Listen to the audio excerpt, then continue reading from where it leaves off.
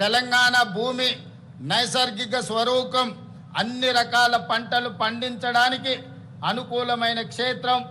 ఈ వేదిక మీద నుండి తెలంగాణ రైతాంగానికి నేను విజ్ఞప్తి చేస్తున్నా, కొన్ని పంటలకే పరిమితం కాకుండా అన్ని రకాల పంటలను, కూరగాయలను, పండ్లను పండించడం ద్వారా తెలంగాణ రాష్ట్ర కీర్తి ప్రతిష్టల్ని ప్రపంచానికే చాటి చెప్పే అవకాశం ఉంది.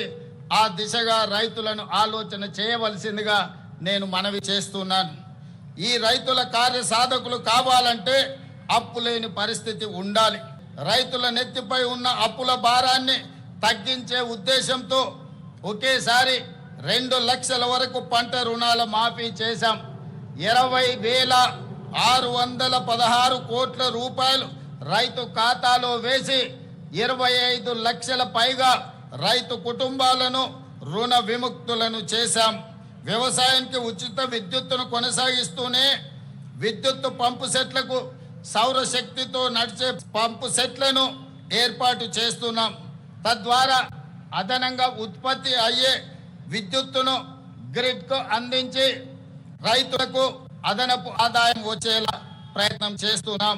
సాగునీటి రంగానికి ప్రాధాన్యతను ఇస్తూ తెలంగాణ నీటి కోసం దశాబ్దాలు గోసపడింది. 10 ఏళ్ల గత పాలనలో సైతం పరిస్థితులు మారలేదు. కృష్ణా, గోదావరి జలాల్లో మన వాటాలు తేల్చి ప్రాజెక్టులు పూర్తి చేసే విషయంలో మన ప్రభుత్వం చిత్తశుద్ధితో ఉంది. ఈ విషయంలో ఏ వేదిక పైన రాజీ పడకుండా లౌక్యంతో, రాజకీయ విజ్ఞతతో పని చేస్తున్నాం. 2004లో కాంగ్రెస్ ప్రభుత్వం జలయజ్ఞం కింద చేపట్టిన ప్రాజెక్టులు 2014-15లో ప్రారంభమైన ప్రాజెక్టులు కొన్ని ఇప్పటికీ అసంపూర్తిగా ఉన్నాయి. పెండింగ్లో ఉన్న ప్రాజెక్టులపై అవసరమైన భూసేకరణ చేపట్టి వీటిని చెయ్యాలని ప్రభుత్వం పట్టుదలతో పనిచేస్తుంది. ఇవి పూర్తయితే ఆశించిన మేరకు కొత్త ఆయకట్టుకు నీరు అందుతుంది.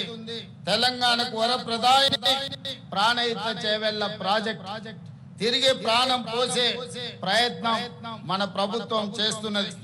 మహారాష్ట్ర ముఖ్యమంత్రి గారికి గత సంవత్సరం నుంచి చర్చలు చేస్తున్నాం, లేఖలు రాస్తున్నాం. వారితో చర్చించి తుమ్మిడిహెట్టి బ్యారేజీ దగ్గర బ్యారేజీ నిర్మించే కార్యాచరణ చేపడుతున్నాం.